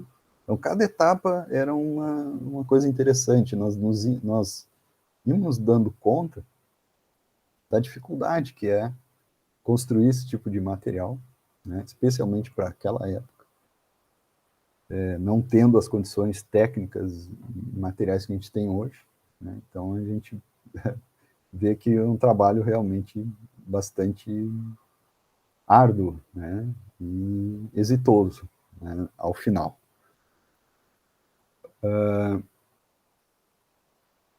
Outra tarefa complicada que a gente teve foi em questão ao galvanômetro, né? Eu não vou aqui estender mais, porque já estamos aí atingindo o limite, acho, da nosso horário. Aí eu queria também ouvir um pouquinho do trabalho da Paula, né? A gente trocar alguma ideia, enfim. Mas a gente teve um trabalho enorme, um trabalho, assim, não só de confecção, mas de investigação, elucidação de como seria o galvanômetro que o Faraday teria usado, né? Tentamos entrar em contato direto com a Royal Society, tinha algumas imagens disponíveis, mas a gente não conseguia efetivamente ter o detalhamento necessário, né? Então foi, assim, uma trajetória bem difícil, assim, para a gente chegar a algo próximo ao que o Faraday utilizou, e nessa trajetória a gente acabou descobrindo que o galvanômetro dele não era um galvanômetro qualquer, um galvanômetro que hoje a gente chama de galvanômetro astático, tem uma configuração especial, né? Tem uma agulha que anula o campo magnético terrestre, né? Então é um projeto já bem mais elaborado daquela primeira impressão que a gente teria, que seria o galvanômetro que ele usou, né? Então isso levou a uma investigação bem mais profunda do que a gente imaginava para construir o galvanômetro que ele acabou fazendo, né? E um detalhe interessante, já finalizando assim, é que quando a gente... a gente não levou para o trabalho, né? O trabalho dele foi aquele ali que eu mostrei, mas quando a gente faz, por exemplo, uma pesquisa sobre esse experimento do Faraday, a gente encontra vários materiais que tentam ilustrar. Vejo que só na tentativa de ilustrar, a gente percebe o quão isso que está ilustrado, que o aluno vai levar adiante, não é compatível com a história da ciência, né? Em todas as representações, ou tinham problemas na fonte que era usada, né? Quando a fonte não era só esquemática, Às vezes é uma mistura de esquema com desenhos que se aproximam do objeto real, né? Uma mistura, geralmente. Então, as fontes nem eram aquelas que ele usava. Vejo que ele usava a bateria Cocho. A gente também tentou fazer uma réplica, né? Uma bateria que era a que era usada na época. Então, nenhuma delas se aproxima com essas que estão aqui ilustradas. E muito menos o galvanômetro, que aqui é um galvanômetro analógico, com outro princípio de funcionamento, que em absoluto, né, não tem a ver com um experimento histórico. Né? Então, foi uma percepção que a gente teve posterior, que a princípio não era o nosso objetivo, mas de ver que a própria replicação disso, né, em termos dos nossos livros didáticos ou na internet, ela é bastante problemática, né? Ela tem alguns problemas, né? Inclusive, uma questão que foi utilizada lá na PUC, o anel bobina não era nem um anel, era um quadrado, né? Então, quando se refere ao aspecto histórico, né, talvez tivesse que ter um pouco mais de cuidado para tentar trazer, pelo menos semelhante, né, aos instrumentos que foram utilizados ali na época, né? Mas, enfim, era só... É isso aí que eu tinha para trazer aqui como relato, né, desses trabalhos, assim, para ilustrar a forma como a gente tem enxergado, né, esse entrelaçamento, essas possibilidades de abordagem da história da ciência pela via da experimentação, né? E o bom é que a gente percebe que tem surgido trabalhos bem interessantes e que, de certa forma, ajudam naquele problema principal, né? Dar sugestões aos professores de atividades, porque, em geral, os professores ficam restritos, né, a textos já didáticos prontos, que são muito resumidos, né? Então, quanto mais material se produzir de forma que o professor possa utilizar, adaptá-los, né, para a sua realidade, vai facilitar esse processo de inserção, né, da história da ciência na sala de aula e trazendo junto, né, aspectos da experimentação. Então, agradeço aí a atenção de vocês e deixo aí a palavra com vocês.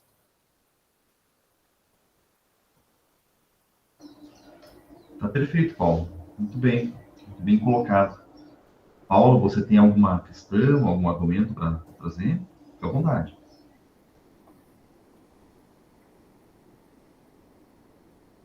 Eu não entendi se o senhor falou Paulo ou Paula, professor, mas eu quero contar também para o professor Paulo como que eu estou desenvolvendo o meu trabalho, né? Como que começou, na Ótimo, verdade, tudo isso. ótimo. Tá bem. Eu sou formada em Biologia e História, né? E sempre me atraiu muito conhecer como que tudo começou.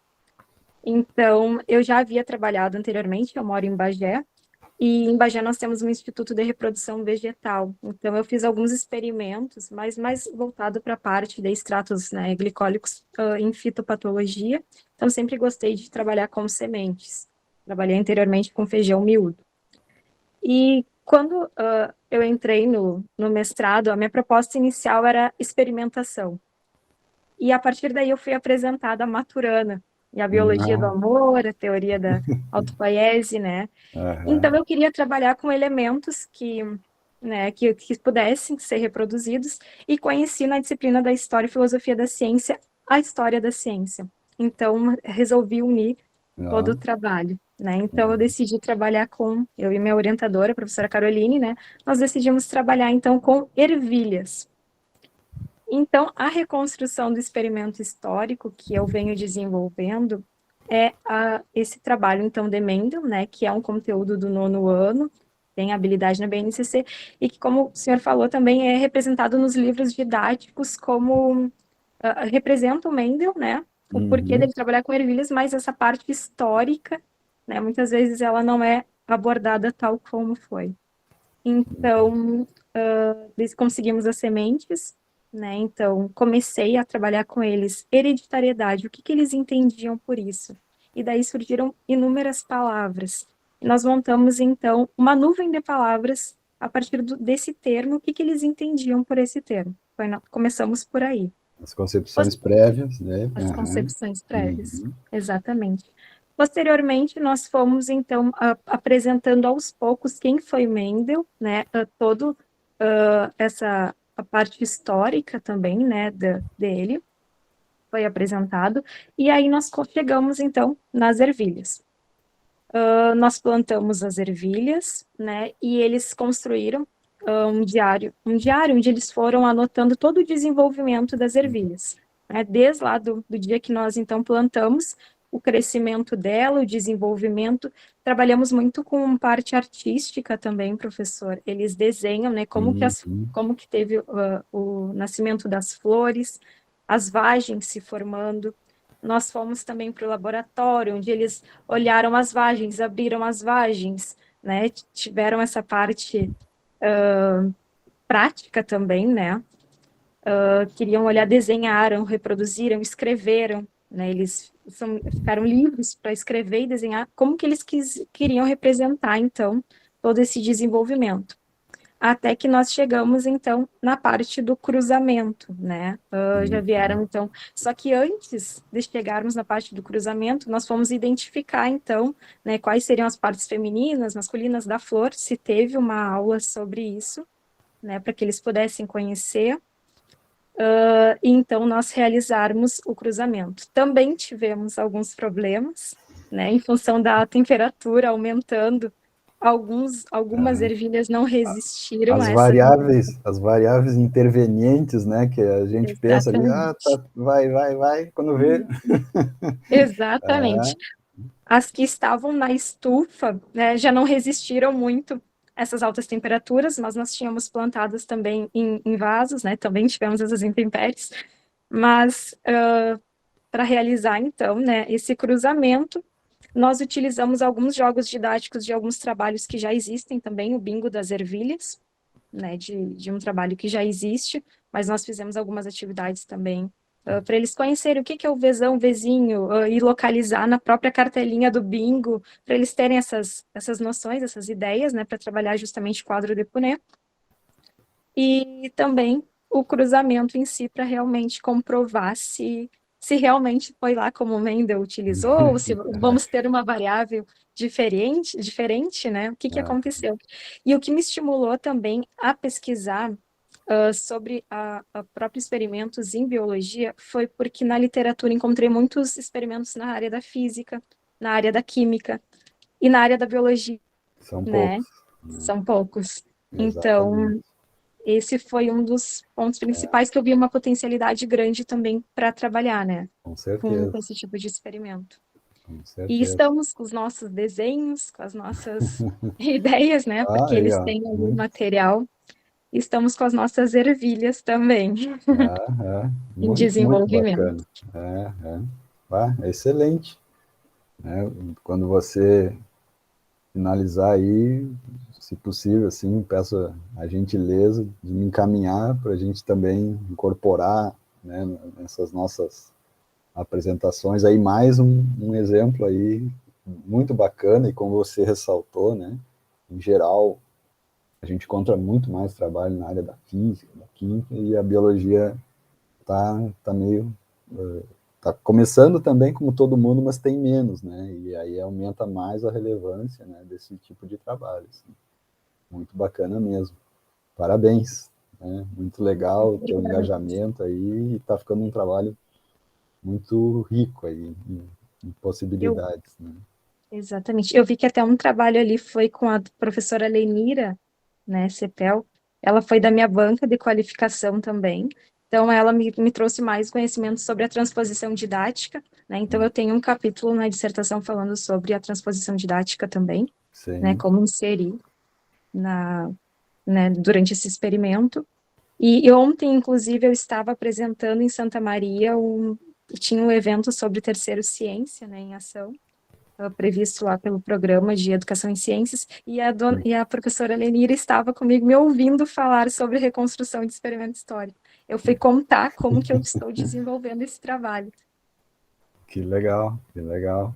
E não sei se você sabe, mas a professora Lenira é esposa do professor Elcio, foi o meu orientador. Não sabia. Inclusive, É, conheci ela ontem, professor. Nós aham, tínhamos nos visto na qualificação, mas foi de forma online, né? Ontem que eu a conheci pessoalmente. exato. Você Conversar vê aqui, que legal. como os nossos círculos são, em algum ponto se Exatamente. entrelaçam, né? Ela foi Exatamente. orientadora da professora Helenise, que compartilha a sala que a gente trabalha lá conosco. Então, muito legal. E de fato, eles têm, professor Elgin, assim, né? Você viu ali o trabalho da Fernanda, né? Essa preocupação também em trabalhar aspectos, né, da história da ciência e fazendo esse amálgama, né, com a experimentação, que fica muito bacana, fica muito rico, assim, né, em potencialidades. Né? Então, parabéns pelo teu trabalho e assim que você tiver ele, assim, se puder me enviar, assim, eu já te agradeço. Com certeza, professor. Tem Tá, muitas joia? fotos também, muitas Tá, imagens. Eu vou registrando tudo, né? claro, claro.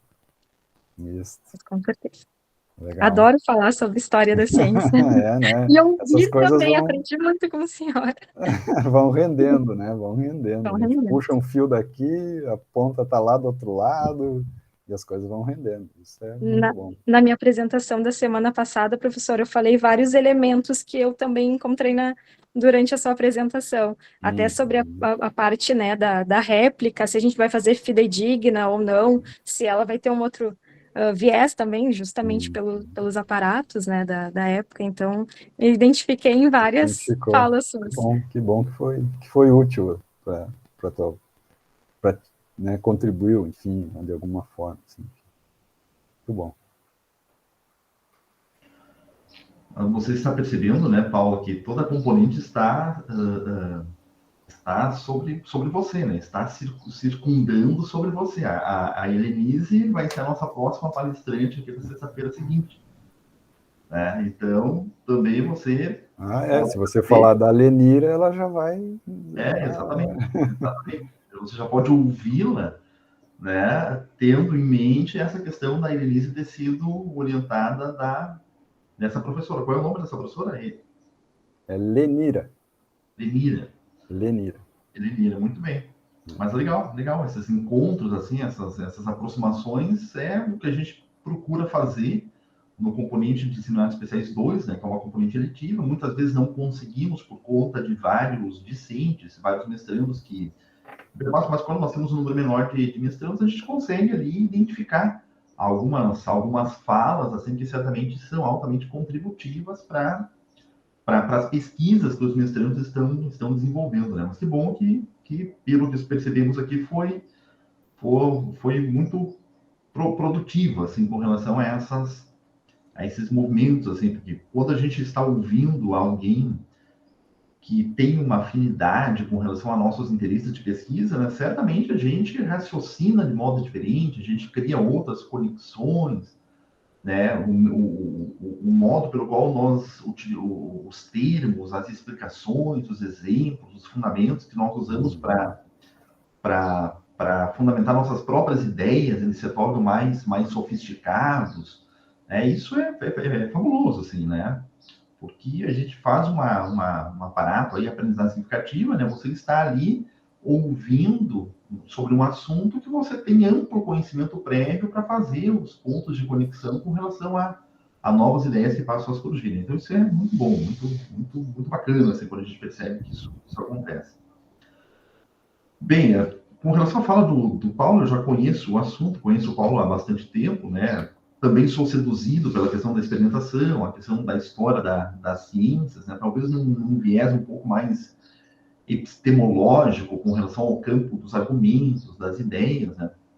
Mas eu acho sempre muito importante, assim, esse modo pelo qual o Paulo organiza, né, essa fala, defendendo os experimentos históricos, a experimentação histórica, né, com relação a um contraste com outros tipos de experimentações.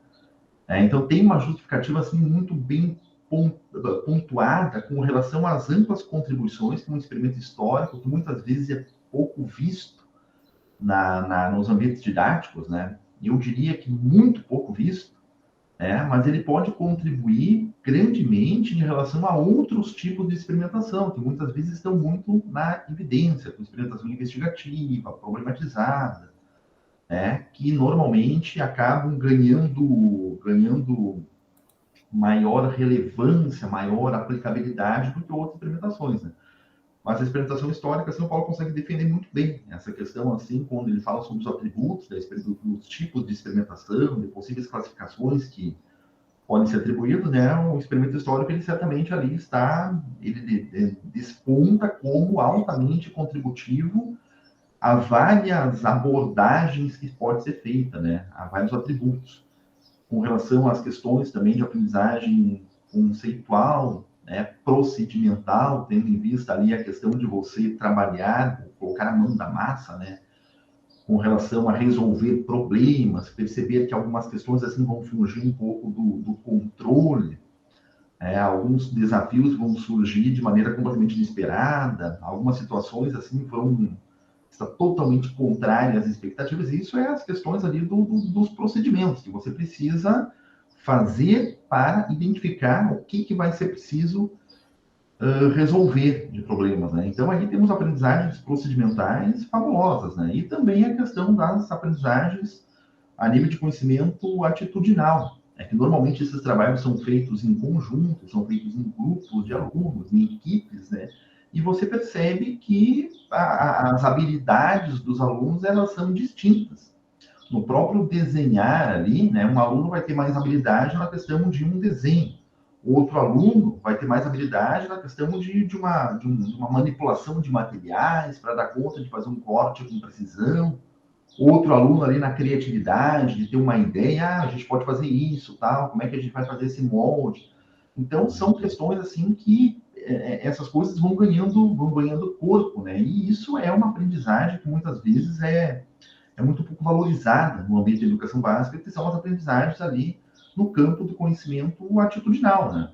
Do trabalho em equipe, da solidariedade, de você perceber que, bom, meu colega desenha melhor do que eu. Então, eu não vou desenhar aqui, eu vou fazer contribuir de um outro modo, tendo em vista um trabalho que está sendo produzido numa equipe, num grande grupo, né? E certamente os experimentos por si só, eles já favorecem esse tipo de abordagem. E nessa perspectiva histórica que o Paulo muito bem defende, mais do que nunca, né? Mais do que nunca mesmo. Certo? Então, agradeço imensamente, Paulo, pelo aceite, tá? Pelo nosso constante contato com relação a essas abordagens, né? Para mim é muito prazeroso tê-lo próximo com relação a essas discussões que estamos fazendo no âmbito da experimentação, no âmbito da história da ciência também. Certo? Obrigado, Paulo.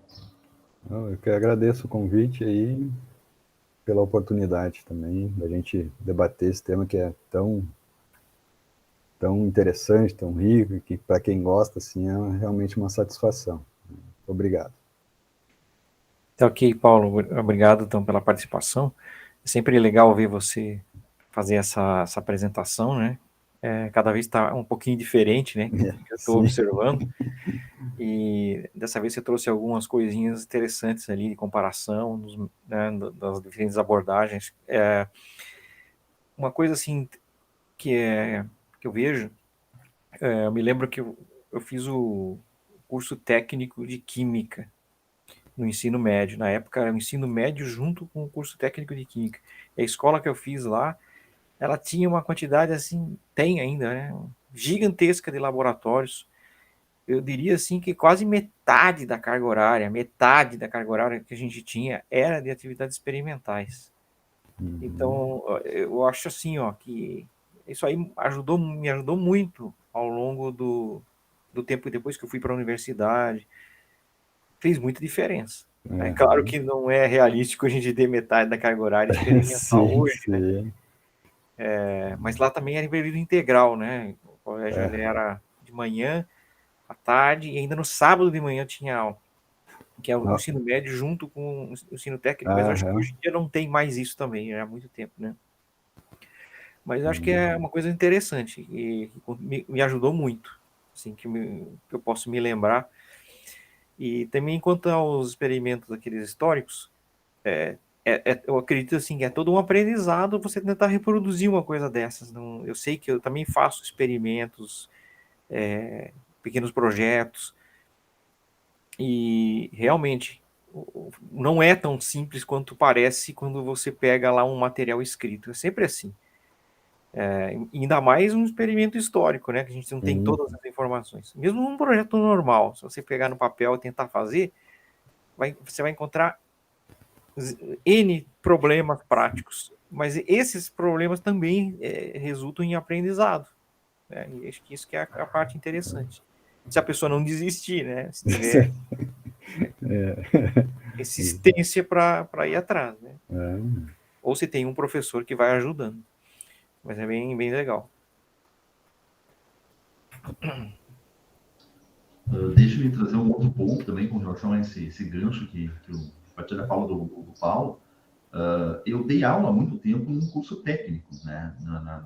Antes de entrar no ensino superior, eu dei aula muito tempo num curso técnico e desenvolvia componentes práticas, componentes experimentais, né? Com uma carga horária muito alta. Muito alta. E fui desafiado, assim, a elaborar experimentos, desenvolver práticas, buscar atividades experimentais, né? Para preencher, inicialmente, essa carga horária que logo coube a mim quando eu ingressei nesse curso técnico. Tendo visto que eu fazia um mestrado em química naquela época e tal. E a atividade experimental problematizada, né, que foi uma discussão que eu trouxe aqui algumas semanas anteriores a essa, ela surgiu justamente nesse contexto, nesse universo. No desenvolver aulas experimentais por bastante tempo, muitas vezes repetindo sistematicamente aulas experimentais com turmas diferentes, né, eu fui percebendo aos poucos os momentos assim que a experimentação ganha maior relevância. E é justamente essa questão assim da capacidade do sujeito de fazer de desenvolver um entendimento com relação à possibilidade de resolver de um problema que surge no decorrer da atividade que precisa ser resolvido de algum modo para dar sequência àquela atividade, e esse problema não está previsto. E é justamente nesses pontos assim que às vezes fogem um pouco da previsibilidade que nós temos um campo de aprendizagem muito rico. E é precisamente nessa perspectiva. Aí entrou a questão de nós pensarmos, bom, então vou identificar quais são esses momentos que normalmente são mais polemizáveis na condição da experimentação e vamos, a partir disso, elaborar um problema. Vamos criar um problema para que a gente desenvolva toda a experimentação tendo em vista uma situação problemática que a gente já de antemão sabe que vai surgir. Mas, sem nenhuma dúvida, esse meu contato com a experimentação, como professor, nesse outro caso, num curso técnico, me permitiu, assim, desenvolver uma outra percepção sobre a experimentação e a importância que a experimentação exerce ali sobre a realidade do ensino, no meu caso, o ensino da química, né? Com relação a desenvolver várias perspectivas de aprendizagem. Eu valorizo muito os cursos técnicos profissionalizantes, né, porque eles têm, né, naturalmente essa relação concreta, essa relação prática, essa relação de você fazer uma determinada atividade com base em alguma materialidade. Você está desenvolvendo uma atividade prática a partir de um objetivo concreto. Nós vamos ali fazer um controle de qualidade, nós vamos fazer uma determinação de um teor, de um determinado produto.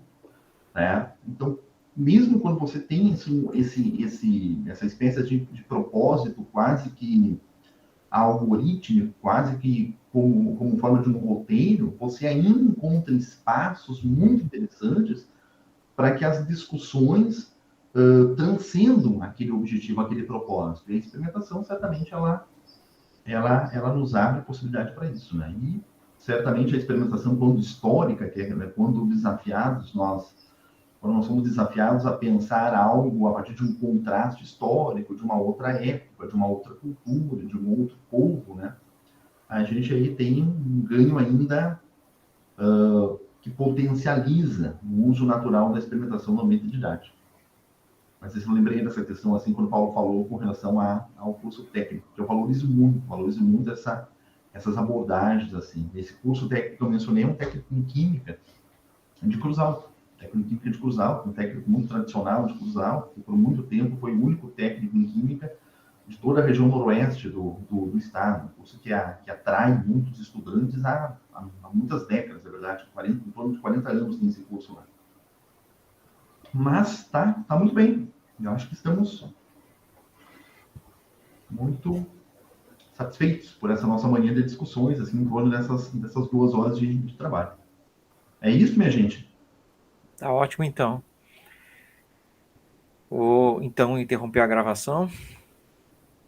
Agradecer, então, a participação de todos.